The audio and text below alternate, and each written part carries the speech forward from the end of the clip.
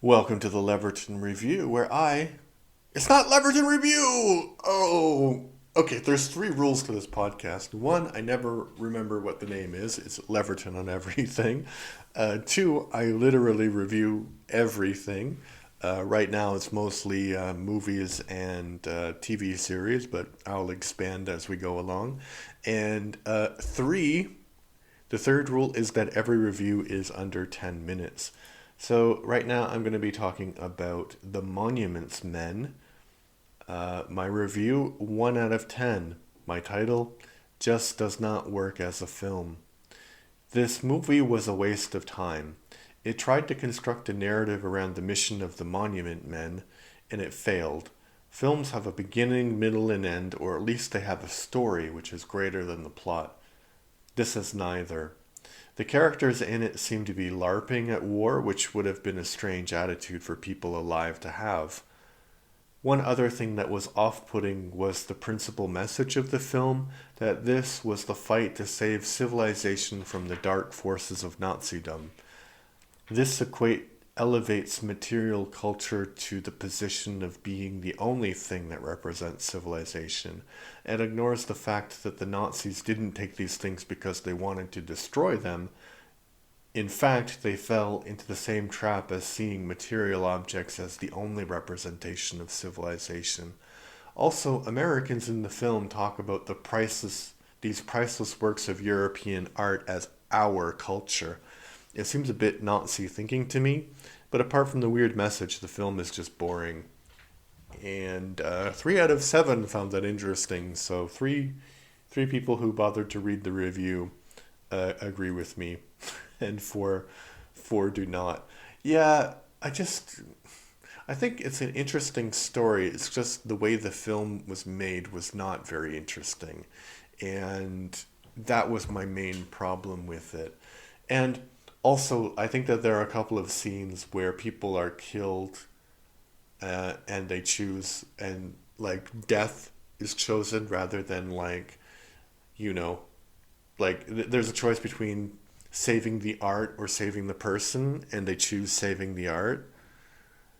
Um, which I can understand if you personally make that choice, that you want to sacrifice yourself to save the art. But if your commander is making the choice that he'll sacrifice you to save the art, I think that there's a problem with that, you know. And I also think the fact that um, there's another scene where, yeah, I think that's the big problem that I had, which is um, there. I think that if I remember correctly, there's a scene in the movie where one of the characters is in this apartment that's been sort of commandeered by the Nazis, and I think in Paris, something like that, and the family there has been sent off to the death camps and killed.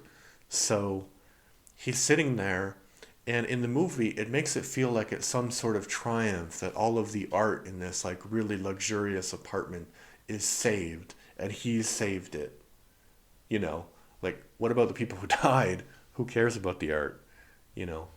Because, and maybe this is my thing, maybe I'm a bit of a philistine, but I've gone to museums, and I can appreciate things, and there are like artists that I would genuinely be upset if all of their works disappeared, like, I don't know, like Van Gogh, somebody like that, or I don't know, uh like Emily Carr, or, I'm just, I would need to sit down and think about it, about which artists should be saved. But, you know, there are some like random paintings that are like really old, 500 years, and it's just a boring picture, you know? Like, I'm sure if I knew more about art, I would be more excited about it, but like, in my mind, having the choice between saving that boring piece of art and saving a person, save the person